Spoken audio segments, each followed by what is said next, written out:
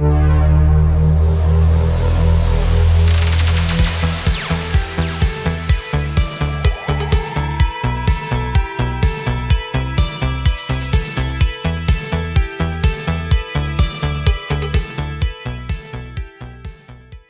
nous allons voir aujourd'hui une méthode simple pour faire échec et mat avec deux tours ou avec une tour et une dame.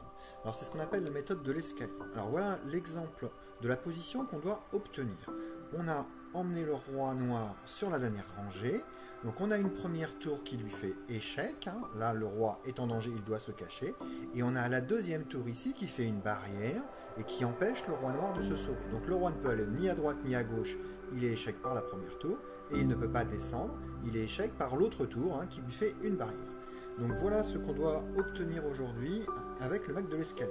Et voyons comment obtenir cette position. On va emmener ce roi noir vers le haut de l'échiquier. Première chose, on va monter cette première tour pour faire une barrière. Le roi noir ne peut plus descendre. Et nous, avec les blancs, on va forcer le roi noir à monter jusqu'en haut sur la dernière rangée. Alors par exemple, le roi noir joue ici. Alors je garde cette tour qui fait la barrière et je vais monter la deuxième tour. Ici je fais échec. Et là on voit bien, les deux tours travaillent ensemble et attaquent les deux lignes. Donc le roi ne peut pas rester à la tour, il ne peut pas descendre à cause de la barrière en dessous, donc le roi remonte. Je garde cette tour là qui fait la barrière et je vais attaquer avec la deuxième tour. Échec au roi, le roi doit se cacher. Donc je viens. Alors là je tends un petit piège au blanc notamment.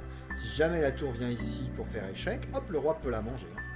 Donc je ne viens pas là bien sûr, je vais vouloir continuer et toujours attaquer la ligne du roi pour le faire monter. Si le roi me gêne, avec ma tour, comme je vais très vite, je vais très loin, je passe de l'autre côté du jeu. Je me prépare déjà à descendre sur cette ligne-là.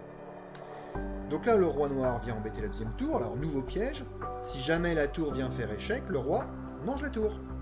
Et il n'y a plus de barrière.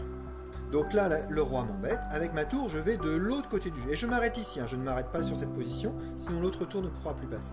Et maintenant, le roi noir ne court pas assez vite. Je monte la tour, le roi ne peut pas rester là et il est obligé de monter. Et ça y est, j'ai obtenu la position finale. Échec et mat. Il y a échec et le roi ne peut pas descendre à cause de la barrière. Alors passons maintenant à la dernière position.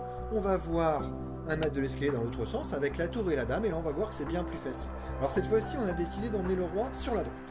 Alors on va commencer par faire une première barrière ici, je coupe l'échiquier ici, le roi ne peut plus aller sur la gauche.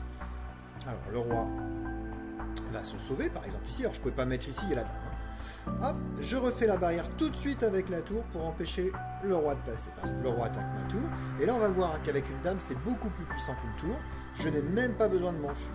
Je viens par exemple ici, échec, donc le roi n'a pas le droit de manger la tour, il est échec par la dame. Le roi ne peut pas monter ou descendre devant la dame qui joue échec, ne peut pas aller à gauche, il y a la tour qui fait échec, et bien je suis obligé d'aller à droite. Et là je peux continuer sans avoir peur, le roi n'a pas le droit de me prendre, le roi ne peut pas manger, il est échec par la dame, et je dois me cacher. Je ne peux pas rester à la tour, je ne peux pas aller à gauche, il y a la dame, je dois aller à droite, et cette fois-ci c'est échec et mat.